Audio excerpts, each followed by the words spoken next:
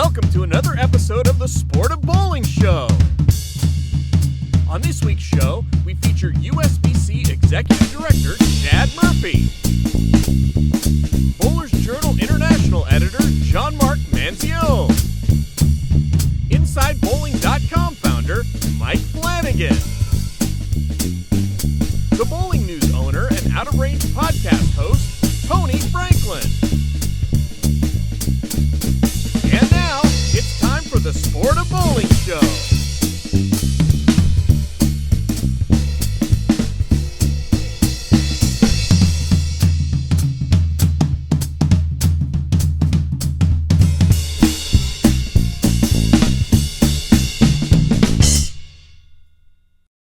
Hey, happy Friday. Hopefully everybody can hear me. Welcome to the Sport of Bowling Show. We've got a couple new guests this week. And then Gianmarc Manzione from Bowler's Journal joining us, Mike Flanagan from Inside Bowling, and Tony Franklin, Dallas native Texan. Hey, happy Friday. Hopefully everybody can hear me. Welcome to the Sport of Bowling Show. We've got a couple new guests this week. Sorry about that. Again, thanks everybody for being here. Everybody that's watching, thanks also for taking the time to be with us. Some new news this week. The hardness of a bowling ball became center stage this week again. And then also we had to make the tough decision to cancel convention, which a couple new guests obviously we weren't excited about. But want to talk about it, have some conversations, make sure we process some information while also we're thinking about everybody around the country that's in a little bit of distress. The folks in New York and a lot of the states where this virus is, really taking its toll. Want to thank the medical workers and everybody that's involved with keeping us safe. So I'll open up the show just by again saying thank you, and we'll open it up for questions. Gianmarc, you want to kick it off? Yeah, Chad, I'm still trying to get a handle on just how surreal all of this is for industry leaders such as yourself. Did you ever, when you took the position as at the top of USBC, a day when you would be presiding over the outright cancellation of a USBC convention? No. I think it's simple to say. Mm-hmm. I would add, it's a simple answer, but I appreciate the thought of it, because the idea of canceling things is not certainly why you get into this, right?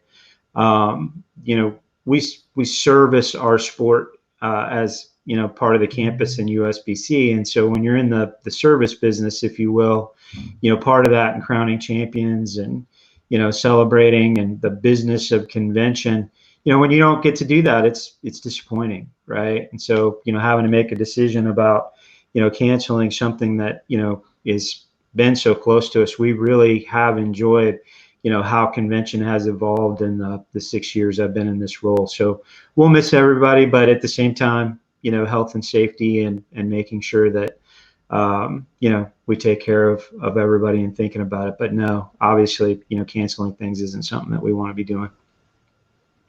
Chad, with the cancellation of the convention, I'm sure you've heard from a lot of folks. You're very transparent. You have an open door policy. A lot of people contact you. What's been the overall temperature of the room with the folks that like to go to convention, and what type of calls have you fielded, and what's everybody kind of thinking about canceling convention in general? Yeah, wide acceptance. Everybody understood, the reasons why, and there's still so many unknowns with this virus and the overall, social distancing guidelines that'll come with it. What gatherings look like in the time frame in which we could have it. I think some of the questions we got were how did you get to making some of the decisions that were related to the governance, right? You're transitioning leadership, we're transitioning board positions and the process of that. But I would tell you wide acceptance for the decision itself, in knowing that the business will just be moved forward. Everything still moves forward and happens, just not at convention. A follow-up on that, how long did it take you to make this decision? I'm sure it wasn't made overnight. And how many people had to meet on that to to get to where you did with the release that you issued this week? Yeah, good question. So we started, of course, when this thing all kind of, blew up when we postponed it. And then we kind of went back to the drawing board and looked at our options.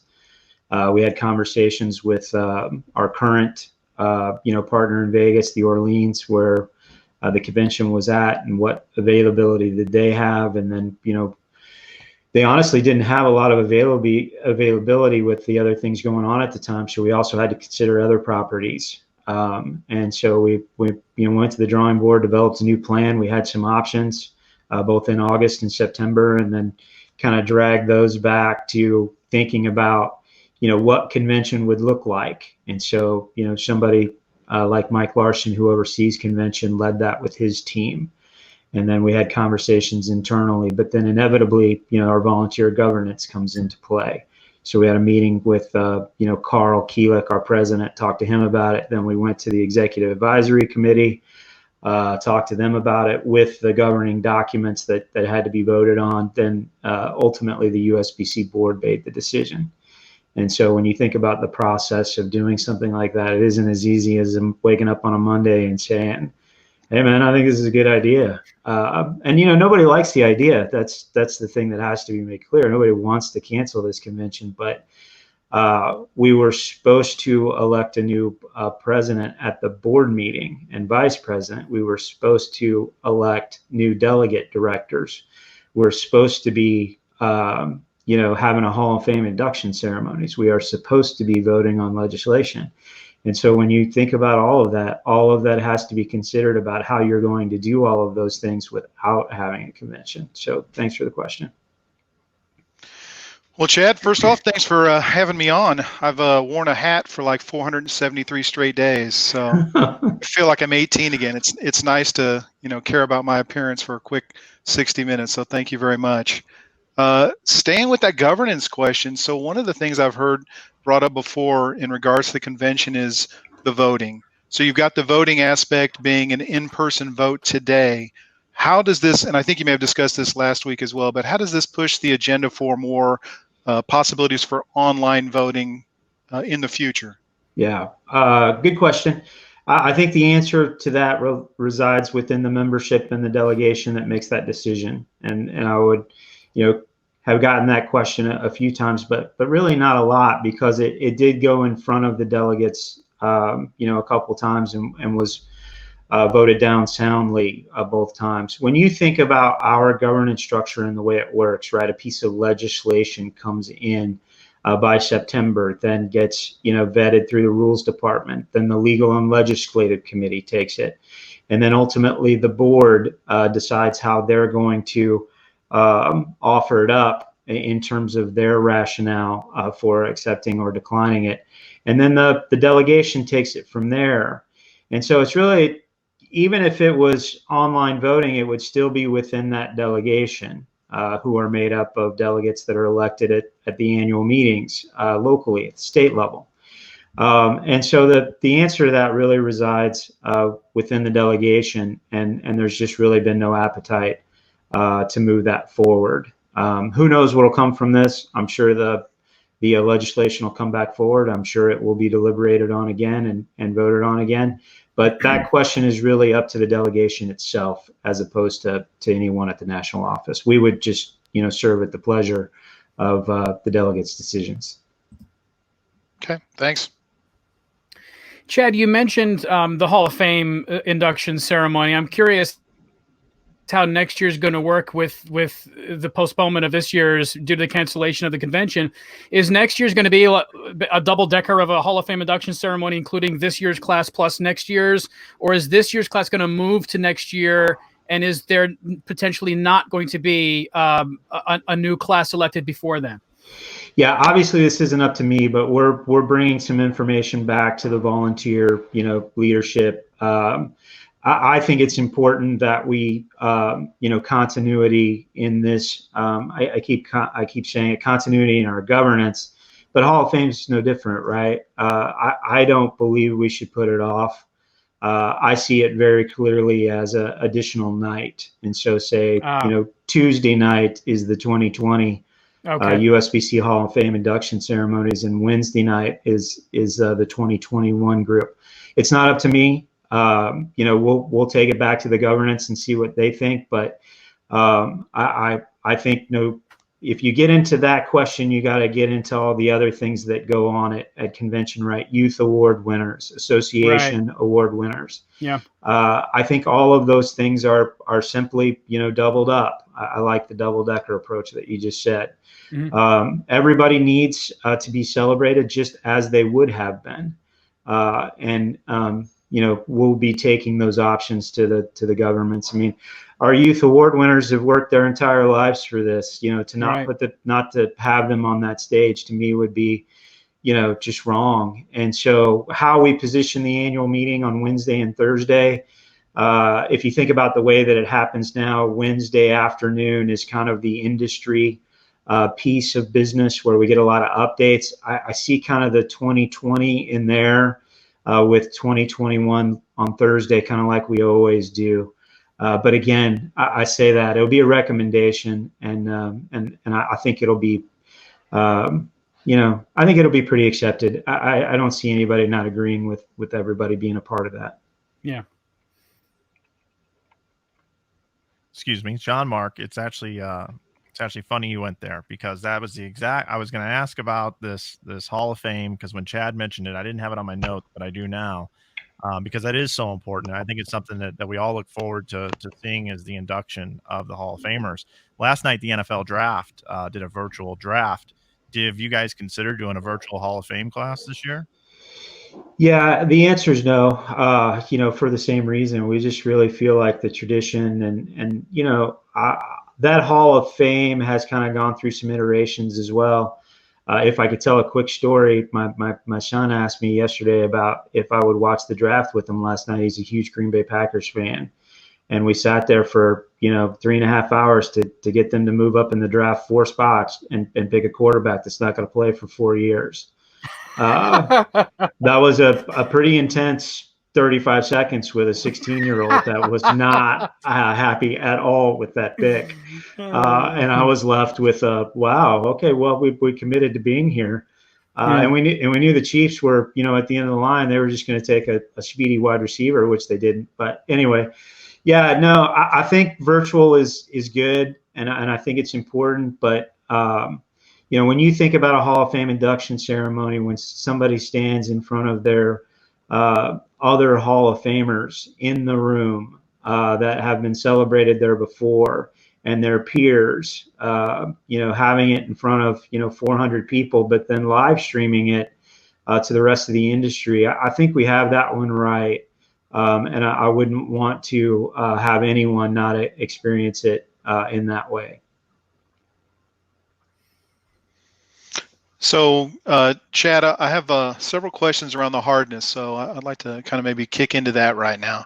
So could you just take us through, first off, just the decision and what rule is in place now going from 72D to 73D and kind of the timing of that? So just to kind of kick off the announcement as it exists.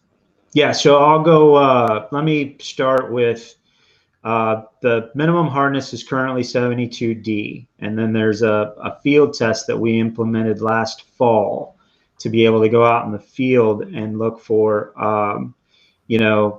balls in use. USBC spec is a manufacturing spec, so you have a box, you take the ball out of the box before it's drilled or used in play, and it lands on a durometer. We punch 10 places on it, then take an average of those 10, and that average needs to be over 72D. That's the current rule. There's some history with this, and I'll wait to see kind of what questions are coming to get into a lot of that. But that's the current rule as you're asking. We are proposing to move to 73D for reactives and urethane, mostly because of what we learned in our field tests and what we see happens to the ball through use and having oil interact with the shell and the difference between reactives and urethanes. But we've done a lot of research in it really in the last 12 months.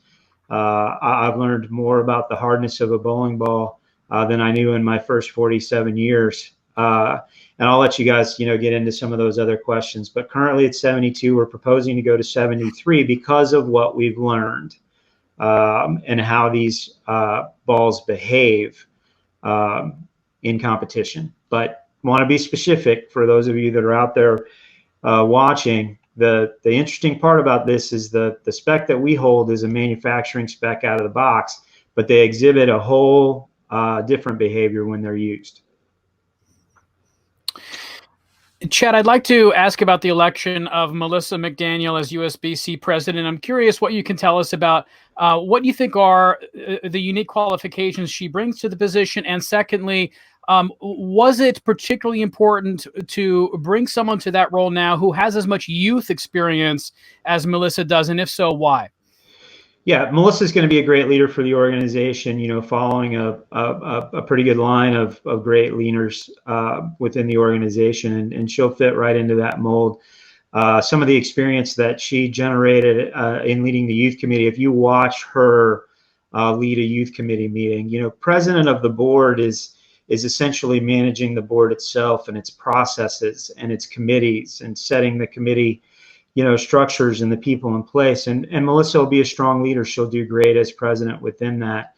And specific about youth, I think Melissa, in her, bowling experience, she's a product of our, bowling environment, if you will, but she's also worked for the Buffalo family out in North Carolina for a long time. With the youth, she comes from a family, her mom, they've run the largest youth program for years. I don't know that piece was necessarily important. Youth is one of the things that we do. But if you think about her experience, she sat on equipment specs for a couple years.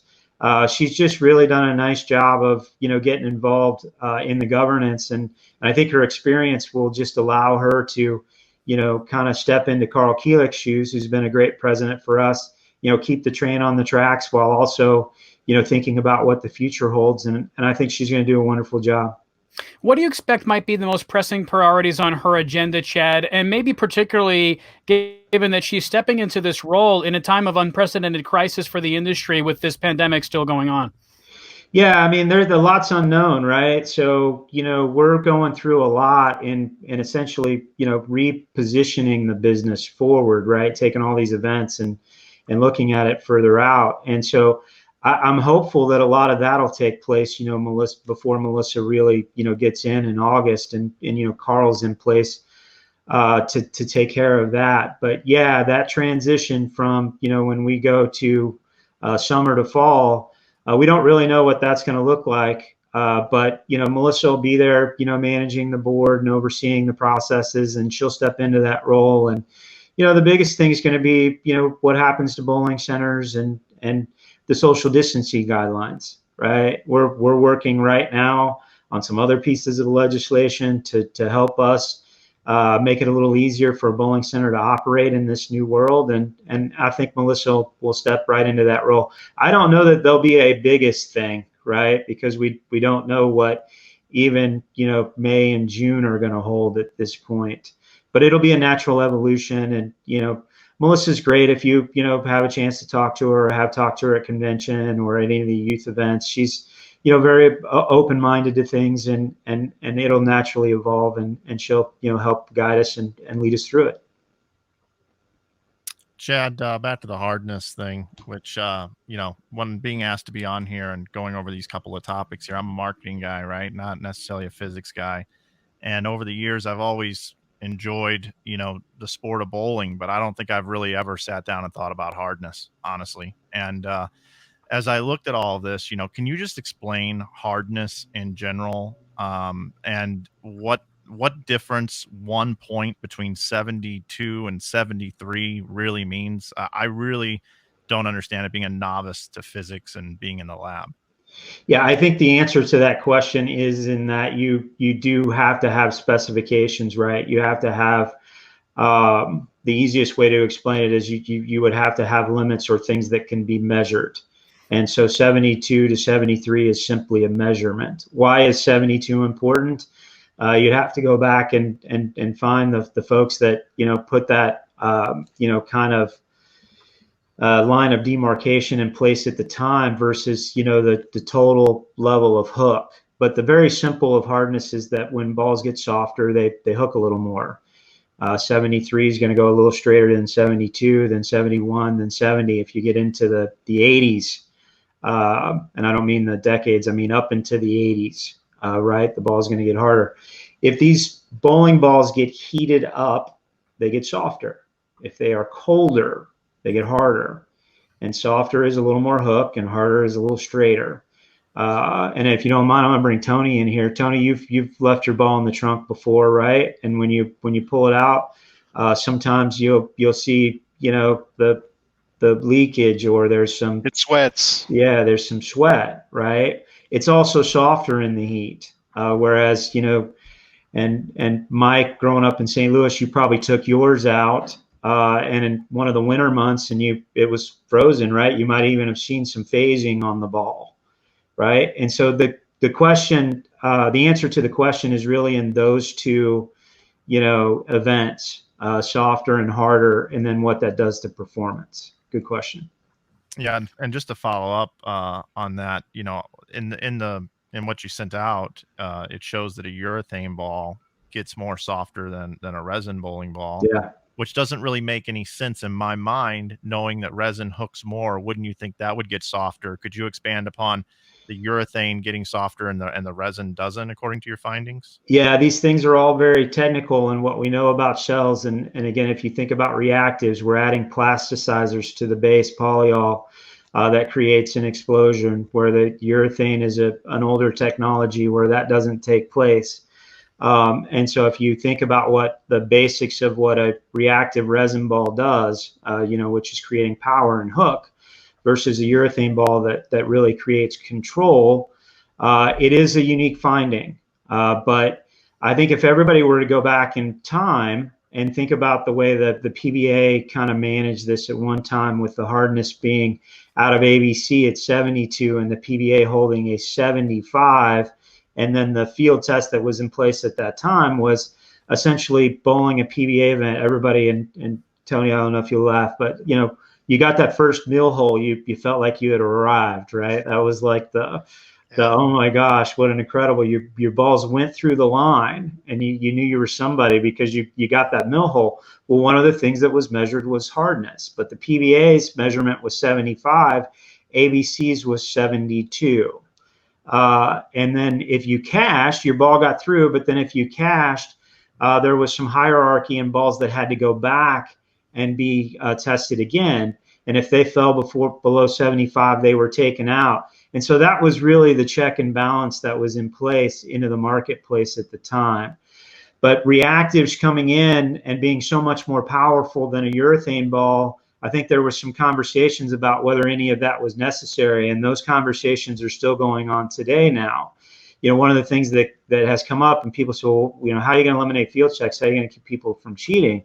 Well, the reality is there's been no field checks for quite a while since the PBA, removed that. But there is a rule, 17A and B in unfair tactics that prevents somebody from knowingly cheating. The one very important thing that we've found no evidence that anybody cheated with any of these bowling balls. This is just something that has happened, naturally, that I also believe was happening naturally back in the old days. But reactives is a very different technology. We're, over the last, call it 15 or 20 years, we've put in glass in there, rubber, silicone particles. There's a lot of things that have been added to these shells to create friction, the snow tires versus the flats, if you will. And with the advent of urethane coming back in and it offering more of a control factor for players, but also with the rev rates of these players getting up to 500, it has made it what some of these guys are doing with these urethane balls is pretty amazing. But the governance also didn't evolve, right? And that I think is the important part of this. When that 75 measurement was pulled and the testing pulled, there was no longer a spot check, if you will, on these balls to stay over a certain distance. Where our rule called for them to be over 72, through use, they were still getting softer. It's a really complicated answer to your question, Mike, but urethane and reactive exhibit very different behaviors after use, where out of the box, the measurement is the same. One more follow-up, gentlemen. You mentioned how bowling balls could be altered through cheating. We've seen it over the years with soakers. We've seen it over the years with different sorts of ways guys got creative with being able to do that. Seeing that there's no testing after they've come out, according to how I read the release, can people still try to attempt to put their bowling balls in certain solutions in that, and it would be deemed legal, or how does that work? Yeah, so in a point of levity, I would say at one point in time through this process, I asked the question to myself, and I go through this process where you look in the mirror and you say, man, are you part of the solution or are you part of the problem? Right? And that's something that's just kind of a safety check on things over time. But to your question very specifically, I was asking myself, hey, are we fixing this problem, or are we setting a roadmap for folks to advance, cheating in this area?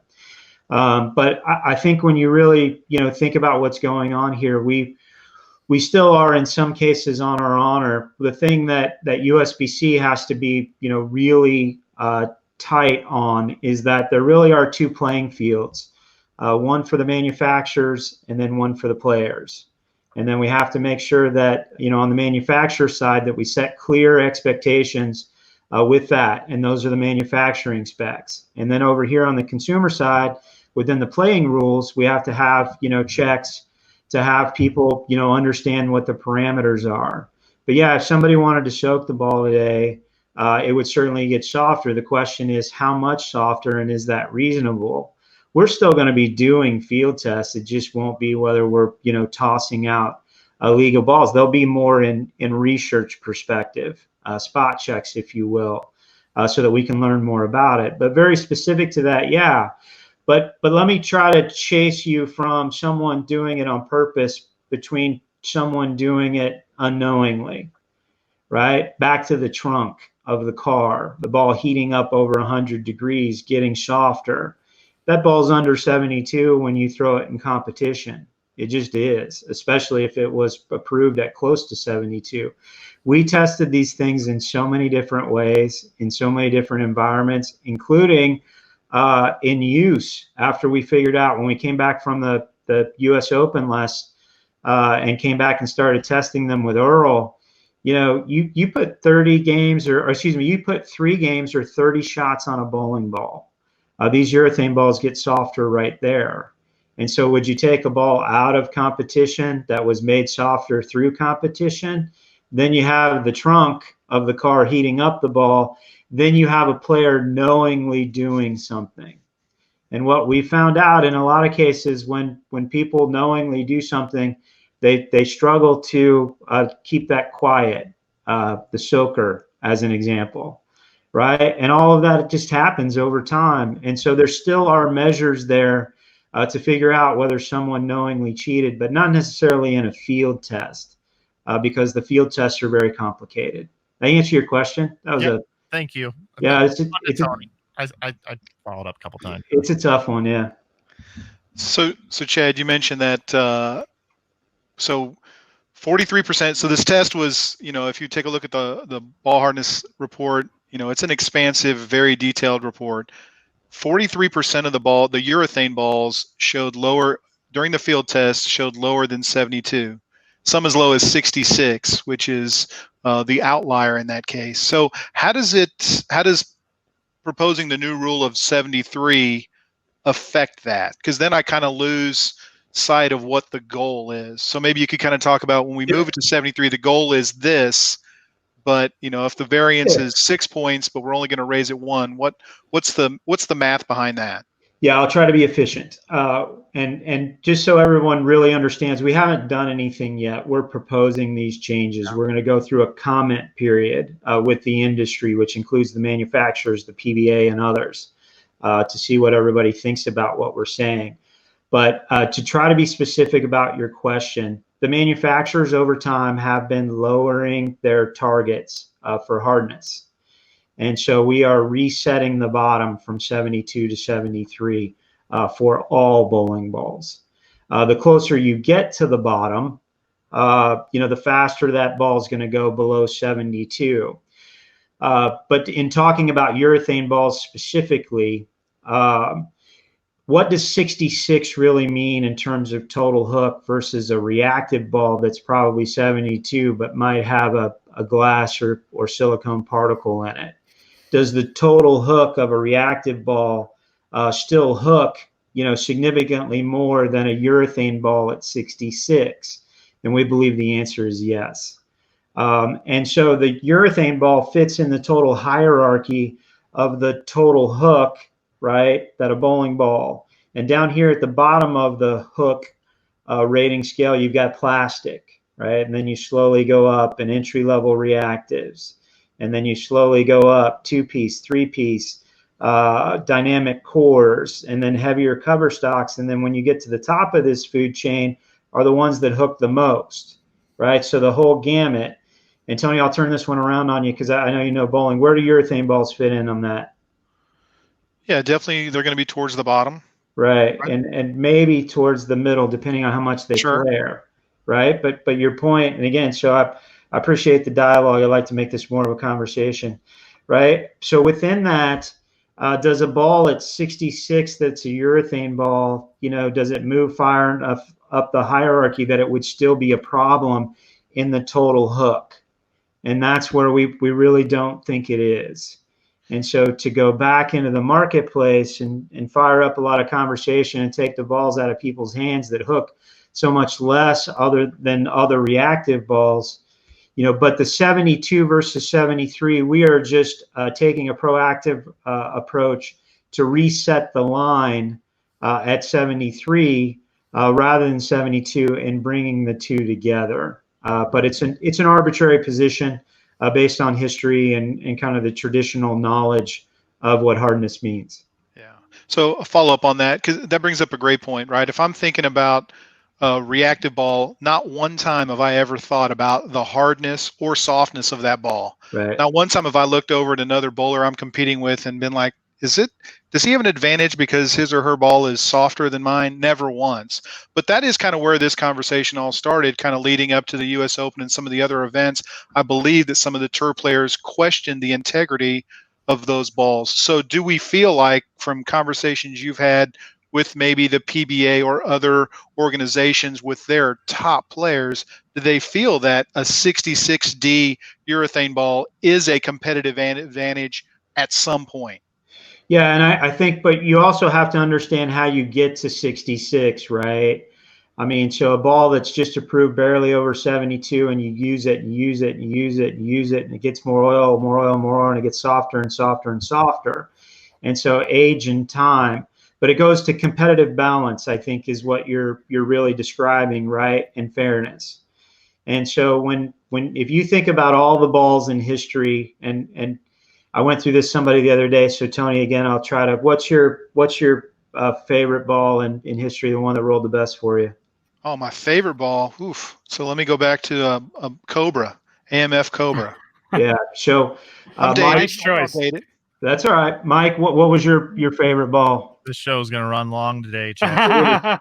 It is, and that's okay. Critical Mass Code Red, the original, not the nice. Old school choices. I like it. Gianmarc and I are on the same page with those ceramic cores. Yeah, big time. Piranha C, loved it, man. Yeah. There you go. There you go. Piranha C. So there's 3 examples of balls that were exceptional in the marketplace.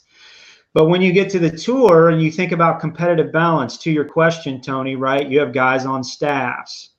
And so you have manufacturer balance competitively, and then you have player balance competitively. And when you think about this, ball that, someone said was, made illegally or someone was doing something to it to create a competitive advantage, really out of the box, all of these balls are the same. And then through use and time, they start to fall. And one of the things that happened within this is that other manufacturers started to lower their targets, right? And so they started to chase each other in the space. And so they were each making softer and softer bowling balls. And you'll see that in the report too. But the thing that takes place on the PBA Tour and even in the regionals and PWBA is, right, you as a staff player have made a decision that you're signing away all those other products to only bowl with certain products. And so you might not be able to throw one of those hot bowling balls. If you were on Brunswick staff, you couldn't throw the critical mass. If you were on Hammer staff, you couldn't throw the AMF Cobra. And that's where all of those conversations start to gel, right? Because we've signed some of those away, we want to throw some of those better bowling balls. When I used to be in this space, I always used to say to my folks, hey, that retainer we pay you isn't for when our balls roll good, it's for when they roll bad. We pay you incentives to bowl on TV when they roll good. But there is a kind of grass is greener type approach. But I don't begrudge anyone throughout this process that questioned what was going on here, because it's allowed us to improve as a governance structure. We've learned a lot about it. And there was a group that moved their targets down, and there was no spot check or competitive check in the field to keep those balls from going below 72, nor did anybody really understand why they were going below 72. But the other manufacturers have chased their targets down on both urethane and reactive. And so again, we're proposing to reset the mark at 73. Balls that were being manufactured below 73 would either have to be resubmitted above 73, or they would just have to cease to being manufactured. Did I answer your question, Tony? It's complicated, while at the same time it's competitive balance of both the players and the manufacturers. Yep, appreciate it. And, I got to mention a Black Cobra on this show, which I didn't necessarily have on the list, but I'm glad I did. Yeah, that was my first real bowling ball, the solid Black Cobra. So that brings back a lot of memories, man. Yeah, and again, the hardness piece is we're proposing, we're doing it very publicly, with an open comment period. And for those folks, transparency is one of those words. We went through a whole process 2 years ago where we did this and had conversations and dialogue with the marketplace as well. Pro shop groups into the campus, bowlers into the campus, manufacturers. We talked about diff, we talked about weight holes, we talked about oil absorption. This is just another thing, kind of in that line. But this one came from a reactionary approach, right? We had something that happened in the field. We researched it. We've published now 2 studies on it. And so now we are reacting to the marketplace and the behavior of these balls. Great. Thank you. Chad, in what ways did the current pandemic influence the adoption of Item 15 in USBC National Bylaws, Article 4, Section E? Why was that important to USBC at this unprecedented time? And what does it allow USBC to do that it maybe was not able to do prior to this pandemic? Great question. What did this pandemic do that really we hadn't had to deal with before, right? Is that this is just, it's such an unknown. Yeah. But I give a lot of credit. Couldn't be more proud of all of the folks that came before us in this governance structure. The way they set up USBC, all the folks back at ABC and WIBC can't presume to guess, nor would I want to, about all the reasons why they have the bylaws and policies have evolved over time. But what you're talking about specifically gave us a path forward to have a smooth transition of governance of what people will call power, right? This pandemic is just, we don't even know what we're doing, but there's a piece of business in our bylaws that allowed us to be variable in the way that we could move forward within it. And so I just give a lot of credit to the folks that came before us, having the vision, to be able to allow for something like this. And so the simple answer to your question is it allowed us to, make some decisions, our volunteers to be able to push things forward without having to really stop everything, right? Being able to go ahead and elect our president and vice president, which we could have done anyway, but those delegate directors, have them be appointed.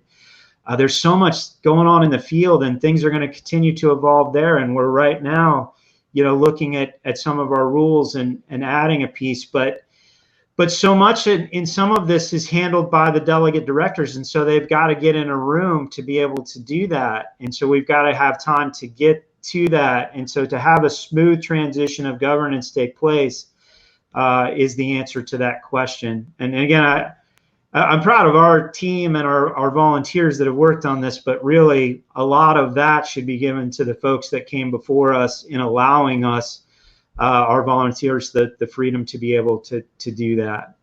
So good question. Do you want to keep going, Gianmarc? I kind of hogged the mic a little bit. No, go ahead. Okay.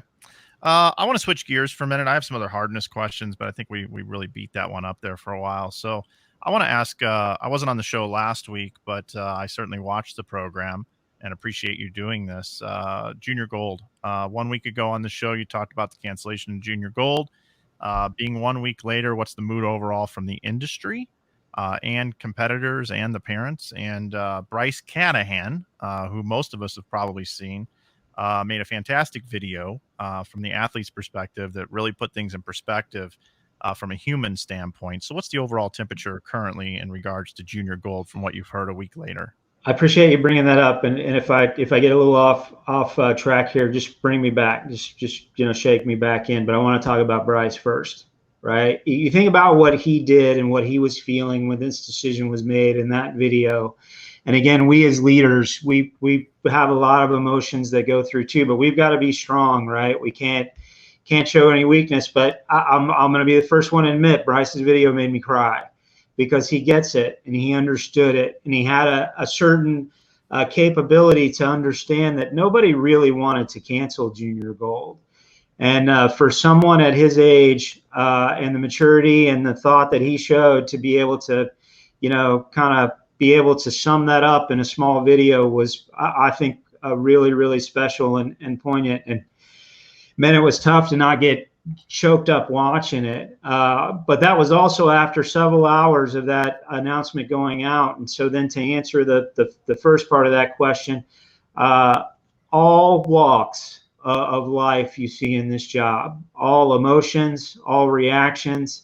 It's one of the things I love about it. It's one of the things that's disheartening about it. When you think about, telling a 12-year-old that's been working all year, the first chance to win the U12 division, that they can't go do something. It's a little bit what I talked about with Gianmarc's question earlier. When you're in the service business and you don't get to serve and crown champions, and then, there's a critical voice that comes back your way, that the process that you went through in making this decision in working with our leaders was sound. But at the same time, it's disheartening. But we've heard it all, Mike. We've been, criticized, we've been ridiculed, but also been celebrated. I think for the most part, there's more people that understand that the decision was in thinking about the health and safety of everyone involved, and they get it. But we also don't begrudge anybody for having an emotional reaction to it, especially the kids. And so we've just continued to kind of have those conversations and spread more information about how and why. And that's why we're doing these shows like this, so that people can better understand the process that we go through. So thanks for the question. But I would tell you that the whole gamut, if you think of all walks of life and where we've all come from and how we've all evolved, it's never going to be easy to shake the emotion of it. And we're not above it either. No better or worse than anybody else. But we've heard just about everything you could imagine in the last week. Also, from a personal standpoint, I think this kid's going to have a future in the industry one day. He pays attention to everything. And if you have not seen the video yet, please make sure that you go out, you take a look at it. I know USBC has shared it on all their platforms. You can find it there. I want to share a personal note that he also sent to me right after we shared the video and started getting it going around a little bit. And this just speaks to his character. He says, "Hey, Mike, I wanted to reach out and give you a sincere thank you for sharing my Junior Gold video," which means he wanted his message to get out and people to hear it, right? Says it means a ton, especially since you're somebody I look up to since you run Inside Bowling. My biggest goal in bowling photography, because he does photography, give him a little plug here, is to be a bowling media content creator for the PBA. And people like you are the ones I consider as a role model. So yeah, that's awesome. That was outstanding of him to send that in. Yeah, and I just want to follow up to this, and I sent a note, and we're already making plans. But Bryce, if you're listening, thanks for doing what you did, and we're got a long way to go to get it in place, but we're certainly extending an invitation for you to join us as part of the executive director report at convention next spring, and celebrate what you've done there. And so we'll be reaching out to talk to you about that, your family to join us, and and really tell a larger story about, what junior gold means to you and how you got to the mental place that you were in, and telling that story. So I appreciate you bringing it up, Mike. I know it wasn't part of this, piece, but we're gonna ask Bryce to allow us to share his story on a larger stage. So more to come there. But we really did appreciate the way he went about that. Cool. Hey, so kind of staying with that theme, Mike, I like that question. So, a week later, now let's take a look at the Open Championship that's been rescheduled for the last quarter of the year. And, you mentioned last week that didn't have any idea, and that's part of the scheduling issues or challenges, is just not knowing exactly how many teams you might get. So do you guys have any better feeling this week, kind of based on the announcement and feedback that you guys received on how many entries you might look for, or is there more of a plan in that regard? Yeah, I appreciate the question. I don't mind sharing some of the information. Remember that only our coordinators are involved with moving teams around at this point. The rest of the group, if you will, starts on the 27th. And so we're starting to communicate that. But we had about 1,100 teams come in really, really quick for the Open Championships. And so that was a pretty good sign. And those are from the coordinators. And there's about 500 teams within that group that we haven't heard from yet. And so that's another, 500, which would get us to 1,600. There's a whole group that's, had already said previously that they weren't coming, that are considering coming now, but they're certainly going to wait and have communicated as such. And so on the women's side, 700 teams came in really, really fast. And so both of those numbers are very positive. They are right in line with where we believed we would be, which is kind of 4,000 plus teams, not really knowing how much plus meant. And so, knowing that the coordinators are in and those numbers are in, we'll know more next Friday and the Friday afterwards, after, the rest of the base comes in. But there's lots of folks that want to bowl. That's easy. And that was communicated fairly quickly. I want to tell a funny story about that. I had a gentleman, and again, I know people don't believe this, but I answer every email and I return every phone call. But I had a gentleman that was really, really negative over the last few weeks about why we hadn't canceled this event. And he had shot me several emails expressing his displeasure. And I had communicated several times the why in which we were doing it. Again, that we're a service to bowling. And if our members, want something that we, try to deliver the things that are reasonable. And so moving this tournament and these events back to the fall was in response to membership surveys that said that they hope to still continue to bowl. Well, that gentleman watched this show last Friday and sent me a note last night apologizing and essentially saying that he better understands it now. And so that's kind of one of those interesting things that comes from this piece as well. And I just share that story because we still don't know how big the tournament's going to be to specifically answer your question, but hopefully those numbers will tell you that there absolutely is an appetite for this. But there's so much yet to unfurl, if you will. There's so much left that's still to take place, where we'll still be able to have the events, and the social distancing guidelines and the bowling centers have to open back up. But it's nice to be able to say that there will be a significant number of teams on both the women's and the Open Championships that want to bowl, and be able to watch that grow over the next few weeks and months, because it's several months away. Great, thanks. Chad, I think it was very late March when USBC announced a June 1st date that was going to be the date on or before that date. USBC was going to make a decision about the fate of Junior Gold, but then USBC ended up making that decision much more quickly. I mean, I think it was within 20 days of the announcement of that June 1st date that USBC did end up making the decision to cancel Junior Gold. So I'm curious, what were the factors that were so compelling to USBC as to bring USBC to the point of making that decision maybe a lot sooner than they intended, given the June 1st date that had been announced as, I guess, the latest point at which a decision would be made? Yeah, and I've had some, folks ask that question. they have a general belief that, we had a group that wanted us to cancel the event, and so there was pressure to do that. And it's just not true. We had as many folks that were, passionate about having the event as there are at the Open and Women's Championship too, and we were listening to them as well. One of the things I always say is listen to everybody and think for yourself. But there were really three pieces to it, Gianmarc. So thanks for the question. The first was watching the governors around the country and the dates that they were pushing out. The state of Virginia all the way out to June 10th. Here May 4th. Kansas a little further out. There just were all of these different dates. And so, kind of watching the governors, knowing that the June 1 date really wasn't even going to give us any better information was a little disheartening, right? But, when you see a state governor say June 10th and you have really all of the states moving the opening back, it was easy to see that, we might not be able to operate the Junior Gold Championships with everybody from everywhere. And so that's problem number one. The second piece of it was in talking to the casinos, the guys like Mike Maniak and Jerry Francomano and what they were going out with in Nevada, and listening to the governor in Nevada and some of the, kind of pieces of information that were coming in around that, and when they would roll out, and rolling out in phases, and when would bowling be included into that phase? Would it be in phase 1 or phase 2? If you had a 60-lane center, would you be operating 30 of those lanes or all 60 of those lanes? These are things that are going on all over the country, right? We've got, bowling proprietors right now that have 6 centers that are in ownership that are only opening 1 center. And even in that, they're only going to be using half of their lanes. And so then apply that to logic in operating Junior Gold. And so that was, kind of the secondary piece.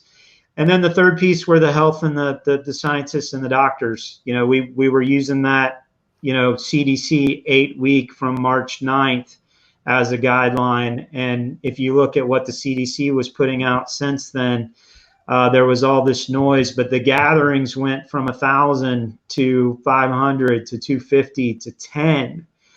And then thinking about how they were going to open back up, the president had, set his guidelines. And I know there's a lot of push and pull going with the governors. That part doesn't, really apply for us. But the three pieces were the state governors, what's happening in the state of Nevada and how the phases that they'll open up, but then also the social distancing guidelines. And it was pretty clear that we knew we weren't going to be able to operate. And so at that point, there was no reason to wait until June 1, and have people go ahead and allow them to make their travel plans.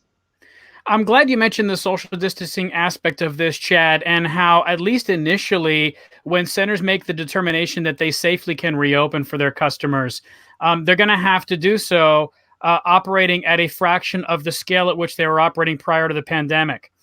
How long, Chad, as someone who, as you've said, who's been in bowling in one capacity or another all his life, how long do you expect that these bowling centers are going to be able to stay open, operating at a reduced capacity like that? How long do you think they're going to have to do that?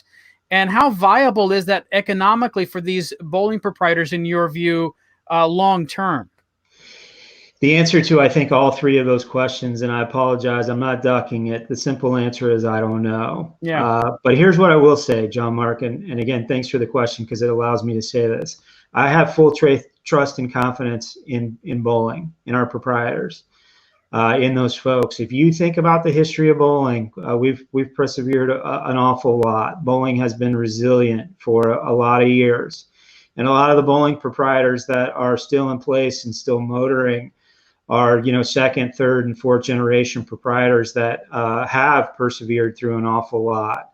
There's certainly the corporates, that are kind of new to the business. But, if I were to guess at a date, I wouldn't be, being responsible. But the simple answer in the question that allows me to say this is that I have full trust and confidence in those operators in that they will do what's best for the health and safety of our customers so that their businesses can thrive long term again. It's going to be painful in the short term, and we all know that.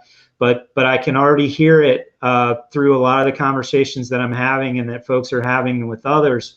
Your article that I read that I appreciated a great deal, talking about with some of the folks in Georgia and Mr. Lucido, and it's fascinating because you hear what they say, and I believe it. I don't disagree with it at all.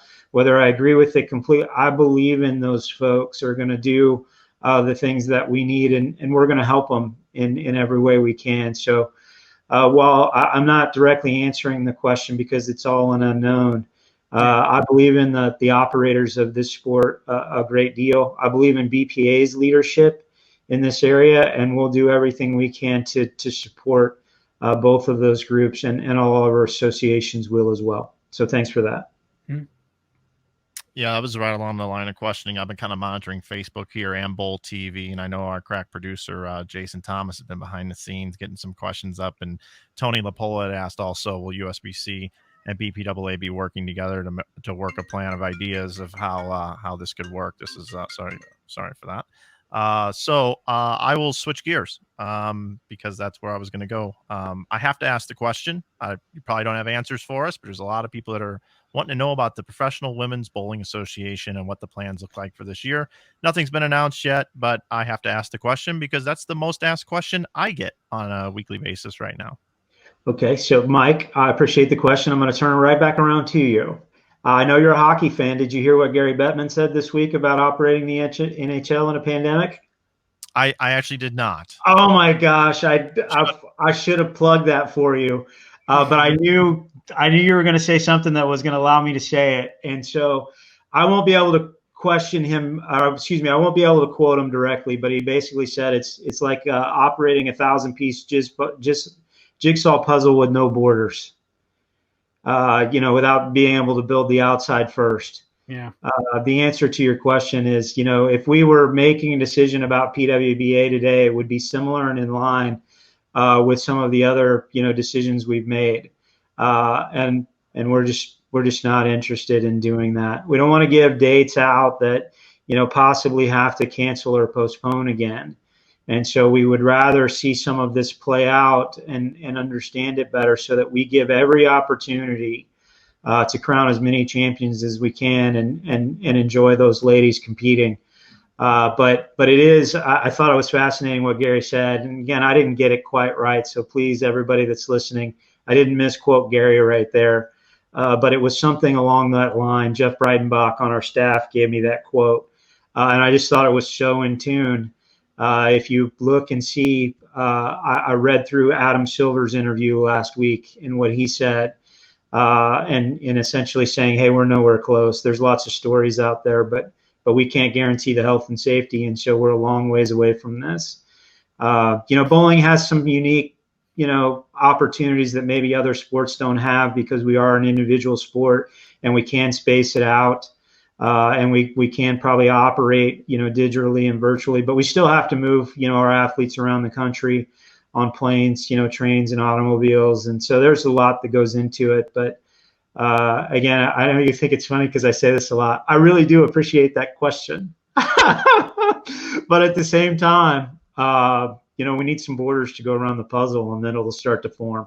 It's the most asked question. And I think the positive from that is there was no women's tour 7 years ago, and the fact that so many people are chomping the bit and want it back is just a good thing for bowling. So that's one of the reasons why I asked that one. Yeah, and we say things all the time, and I could say it. Well, God, nobody wants to get that up running more than I do, but it's not true. It's like a million-way tie, right? Everybody wants that thing up and running, so it's no better. I'm not any better or worse than anybody else, but I just don't want to make a decision that doesn't give us an opportunity to make a good one later on. Tony, you look like you had something. I just one more little follow up with the hardness, and that really goes to the kind of the local associations, non-professional events. Was just kind of thinking through the way the field tests have shown the degree of hardness change. So is there something or some guidance that you would give local associations or even USBC sanctioned tournaments down the line for how to address the hardness changes or hardness rules in place. Yeah, and again, I would. You guys still hear me? I had a little technical. Yeah, we got you. Okay, good. Yeah. So the first thing I would remind everybody, this is proposed, so there isn't anything in place yet. But the answer to your question is business as usual, right? There's no reason to think that anybody's cheating, and our box specs, our manufacturing specs out of the box are still in place. We've learned a lot about the behavior of these balls, but it hasn't changed anything. These balls have been exhibiting these behaviors for a long time, and so the integrity of our competitions are in place unless someone knowingly cheats. And so our message is, if you hear that or there's rumors of it, send a note to rules and we'll investigate, just like we do any other rules violation, just like we do any other, mediation, if you will. And so really in that area, it's business as usual. The PBA, the PWBA tours will certainly have to have some additional conversations about what that might look like. And again, I want to be specific. We are proposing to remove the field test that is in the equipment specs manual. What a lot of people don't realize is that field test has only been in the manual since November. And so all we did was remove that. But there aren't any real field tests going on at any of these competitions already. If your balls were legal before, they are legal now because they met the minimum specification when they came out of the plant in the box. And these behaviors have probably always been there. Does that answer your question, Tony? Yeah, it does. And I think that's really the point. Again, a long history with bowling, and let's just take in the last 10 years, I'm never thinking about the hardness of someone else's bowling ball, and no one ever mentions it to me either. So I think it's an interesting point, which just kind of leads back to, I'll be interested to hear what goes on in this kind of inspection period or comment period, because I just wonder if it's a difference that makes a difference. It's a lot of work put into play that you guys have done, and I just wonder, at the end of the day, does it matter? Well, and I appreciate the question, and I won't completely go on record, but I will take it a little further distance.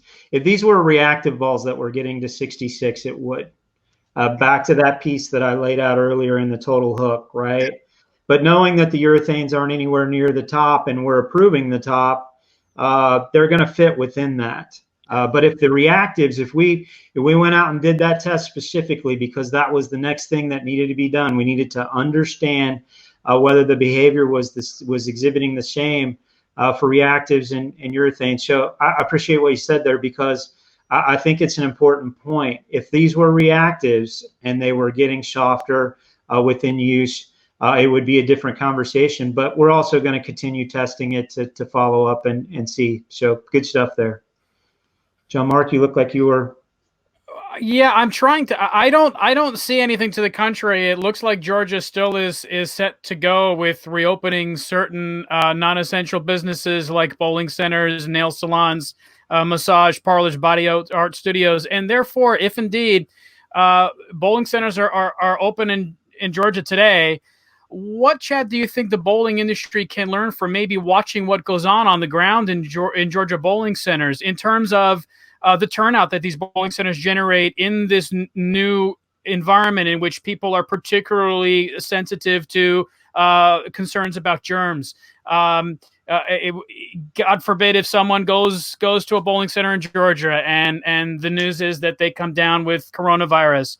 What are some of the things that you think the bowling industry should be looking for as this goes on in Georgia? What can we learn from the reopening of bowling centers there? Any thoughts you have on that? Everything. A wonderful question. The answer is everything.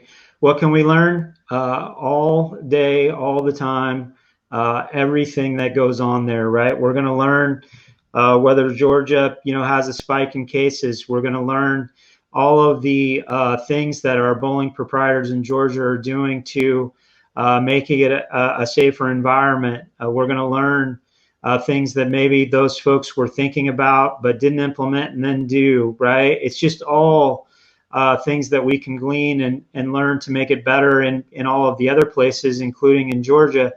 I feel for the folks in Georgia because we're having this conversation about them instead of in a more global piece. But, I've had a lot of inquiries from national media in the last few days, and we're certainly not having an opinion. Their question is certainly whether Georgia should be open up, and we're not getting into the politics of that. We trust our leaders to keep us safe, and so we follow from there because I think that's the most basic principle of governance. But the larger piece is that we have an opportunity here to learn from what's going on in Georgia about all of the things that are going on in Georgia, and then apply them just like we've learned so much about this pandemic from day one. And we're having a lot of conversations within our staff about when and why and how will we be opening up our break rooms? Do the cubes need to be moved 6 feet? You take those simple things for 100 employees, and then you put it in an NBA arena. The world's changing, but Georgia's kind of on center stage. But the answer is everything. We'll try to learn all we can. I read 2 incredible books this week where I'm trying to learn and understand more of this so that it'll help us move forward as we go through it. Those 2 specifically were more about our government leaders and what happens, but every day we try to learn something. I appreciate it because I get to say this. I have to send my kids off to school, and every day I say have fun and learn something. So Georgia's just going to give us an incredible opportunity to do just that. Well, from one book lover to another then, Chad, I have to ask, what books were they? Oh boy. I don't mind saying it. And I have some incredible books that I've read in the last year, and I try not to show too much because I think people, turn critical. But the one that I read, just finished this week, was Front Row at the Trump Show by Jonathan Karl, which was just, Karl, okay. Yeah, when I saw it, he's an ABC News correspondent. Yeah. That I watched the briefings every day, and when I saw he'd written the book, I was like, man, I got to read that. I got to get inside that room and understand what it was like. And then another book that I read was actually published a couple years ago that I learned an incredible amount about the federal government. And again, I don't want to get into whether you like certain people or you don't. But I believe that our governance is there to number one, to keep us safe, and then all the other things that come from it. Which I learned, kind of early on in life. But that book was called The Fifth Risk. Okay. And it was published in 2018, and it talks about the transition of our federal government. But I've got some other ones that I've been reading lately that kind of help guide me. Anybody that hasn't picked up Leaders Eat Last should. There's a big book on data and data mining called Everybody Lies that I would encourage everybody to read. It's a little bit more specific. And then if I'm on a show like this, talk about book reading. If you haven't read Bowling Alone and you believe in bowling, you should. And I know that's something I've been peddling for about a decade. But I know, Gianmarc, I follow you on Twitter too, and I'm fascinated at some of the poetry, so I do enjoy that as well. But yeah, I just learning is just something that's inherent to me. I probably picked it up later in life than I needed to, but I do enjoy the books. Yeah, we're an hour and 9 minutes in, and we've only lost a few folks that were still here. So I'll leave it up to you guys whether you want to keep rolling if you have questions. If not, it is the joke is how long will they stay? But we've only lost a few from our heights, so I'll leave it up to you guys. If you have a few more questions that are reasonable, I'm happy to answer them before we close her down. That's what I was going to ask, was how long are we going here today? Because I feel like we got a good flow going. We could probably go till midnight with us four. I've really enjoyed the time with you. I really have, and I appreciate the opportunity to be here as well. I could go in a couple different directions here, and I'm just gonna do something odd here. Chad, I guess we have a mutual friend in this man here, John. We do. John Skimpinella, I believe. Skimpinella, yeah. Oh yeah. He called me last week. Yep. He was a big fan of the interview that we did together a few weeks ago, and he's 96 years old, and we had about an hour-long conversation about the sport of bowling. And he wanted my address and sent me this week right here and autographed it for me. And he said, if you could ever plug this for me, and he said he's a friend of yours, I thought I would. Yes. We were just talking about books. So this is available on USBC's website for free. And it's a simplified bowling book. It's a really simple book. You should go check it out. And the reason why I bring it up is bowl.com has so many resources out there that can help you with your game, and a lot of good reading material over there to either hone up on your history of the sport, or just to get great tips like this book here. It's for free. It's available over there. Check out bowl.com with all the stuff that's going on. I really don't have any more questions for you. I'm going to pass it to Tony, but I thought this was interesting. Yeah, let me hit that real fast. John's a wonderful human being, 96-year-old from the Cleveland, Ohio basin, if you will. He's been a long-time attendee at convention. He's been involved in governance back to ABC, his local and state. He's a wonderful human being. John, if you're watching, I owe you a call back, and I will be calling you back soon.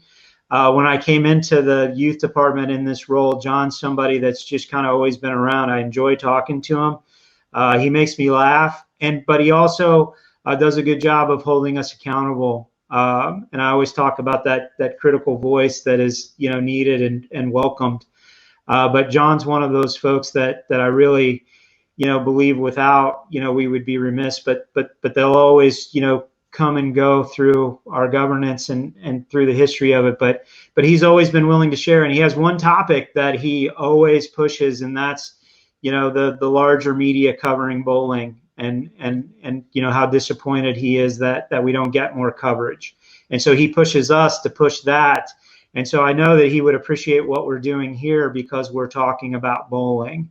And he did call last week and asked for your information. So I'm glad you guys have connected. But just a wonderful, wonderful human being, one of our volunteers inside the governance structure. Gianmarc, Tony, you guys got anything else? I have one more, and I'm going to play right off that, Mike. That's a great piece. So, Chad, you're talking about bowling.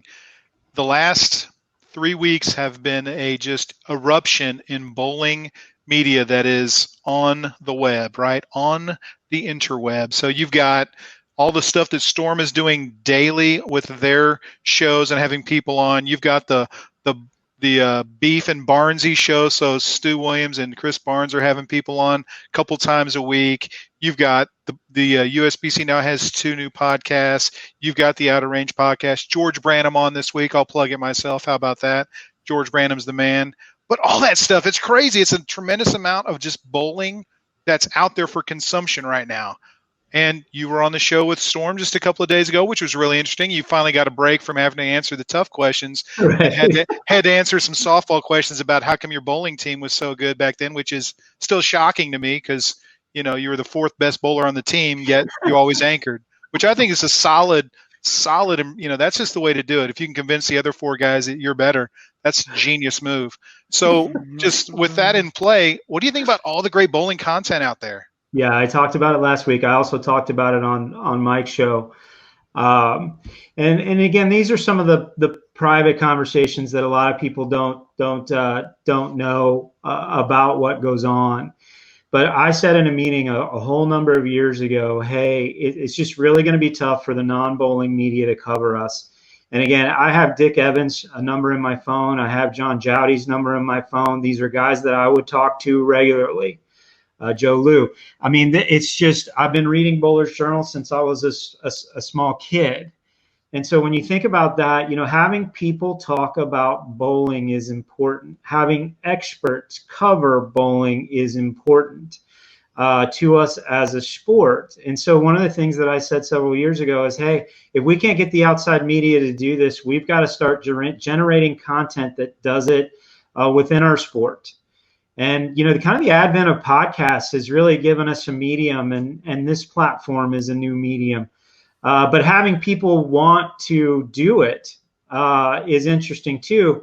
And I give the folks a lot of credit that have been kind of in the space the longest. And Gianmarc, you're certainly one of them. Obviously, I listen to your podcast and have been, following your writing for years. And Mike, you've been doing it too.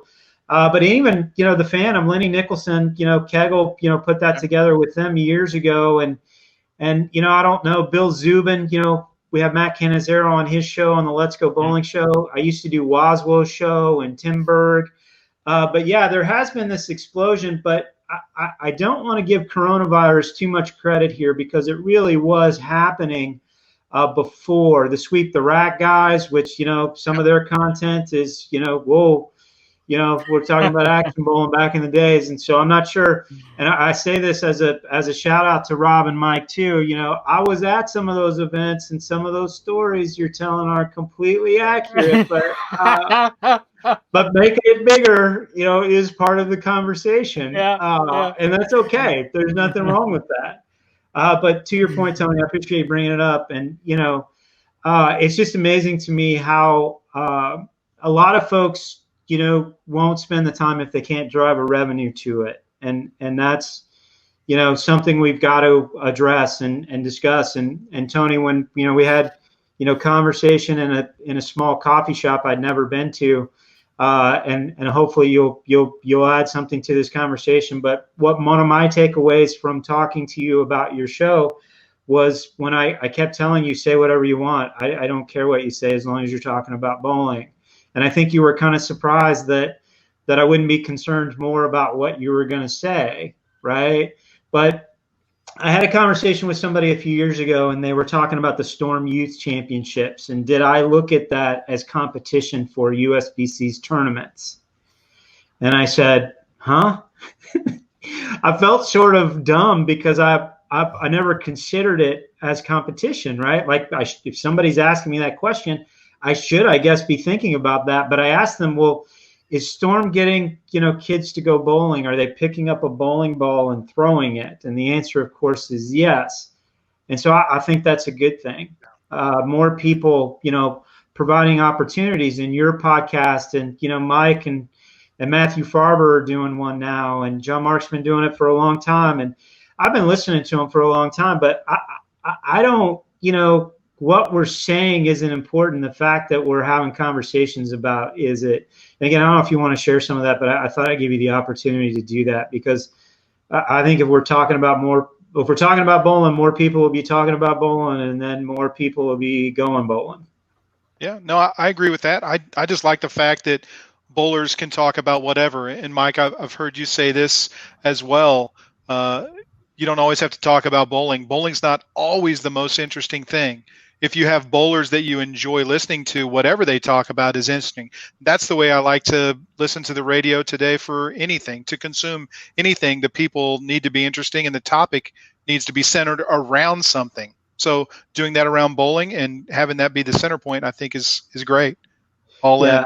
And one of those funny things, I want to pull you into this too, Gianmarc, because I know you'll have a perspective, as somebody that's living and breathing, media with Bowler's Journal. But just back to that for just a second. So John Burkett's somebody that's come into our sport, right, and really loves bowling.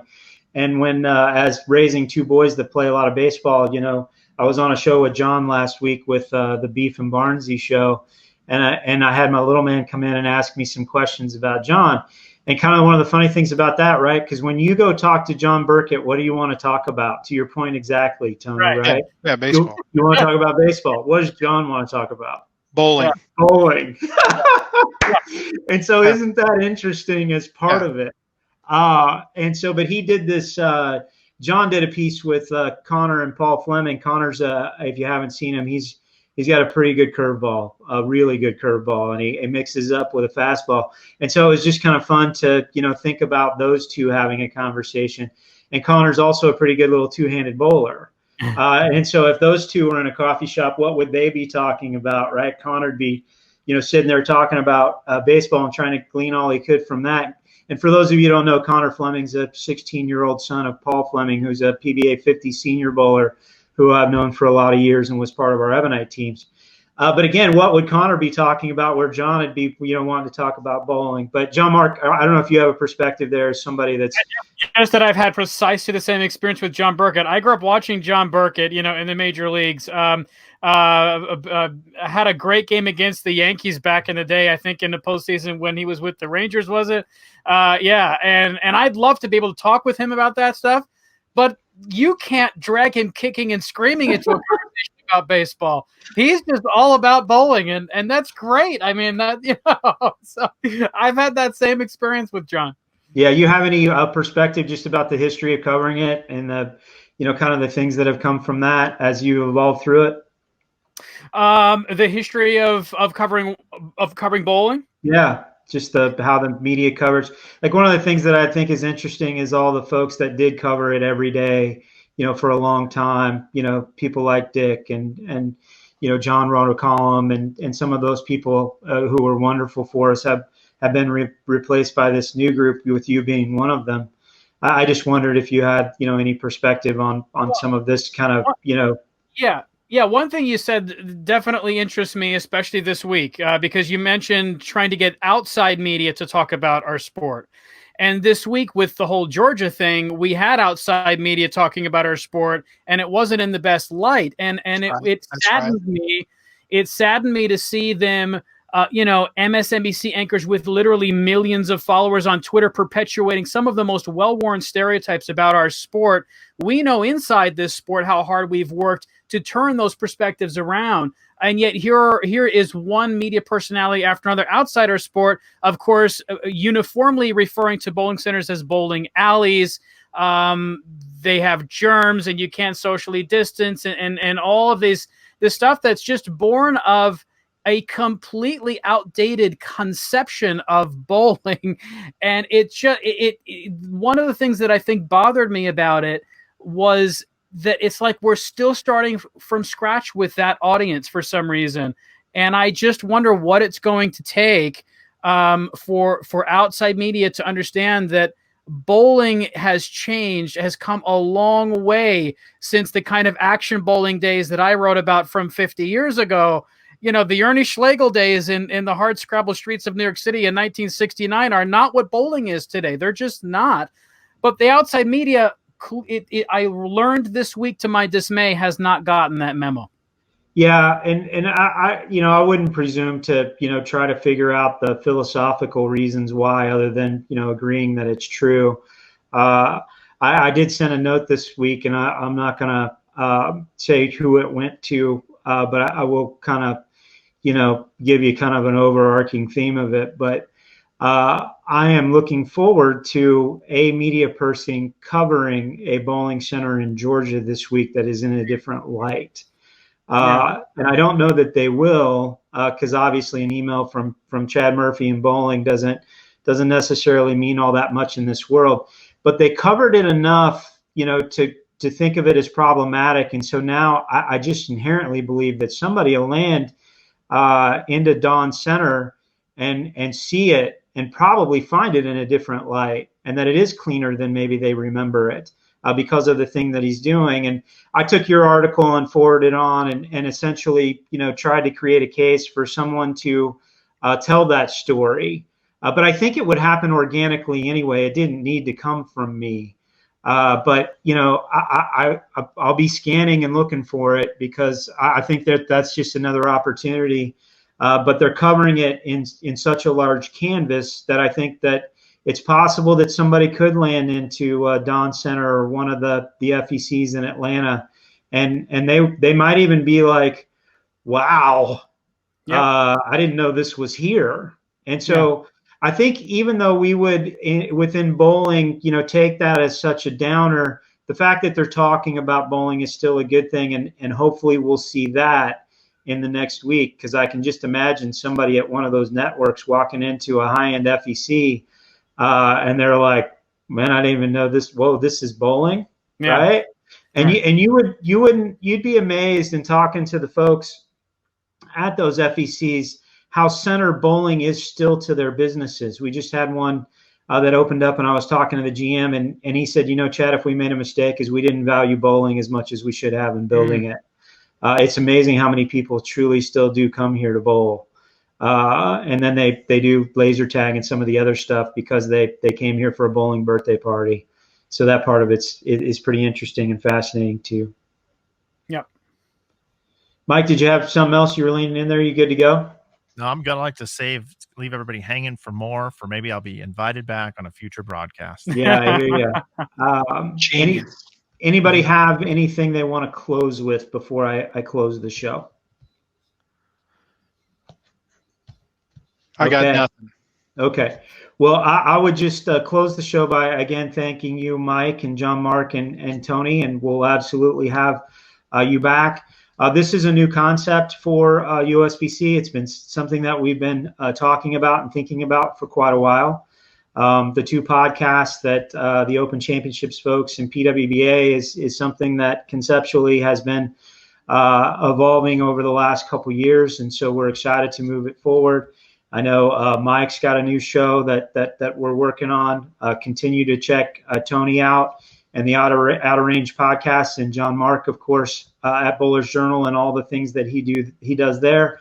But you'll see some new faces into this show over the coming weeks with new information that comes out from the campus. Sometimes it will be around announcements. Sometimes it will just simply be to gather some, bright folks within bowling and talking about the current events that are going on, but also some pop culture, around the country as well. So I appreciate everybody tuning in. Thanks for taking the time. I would just close by telling all the medical and healthcare professionals that we're thinking about them, and thank you for what you're doing. But to everybody in the larger community, please stay safe and healthy, and we'll be in touch and talk to you soon. Thank you. Thanks. Bye-bye.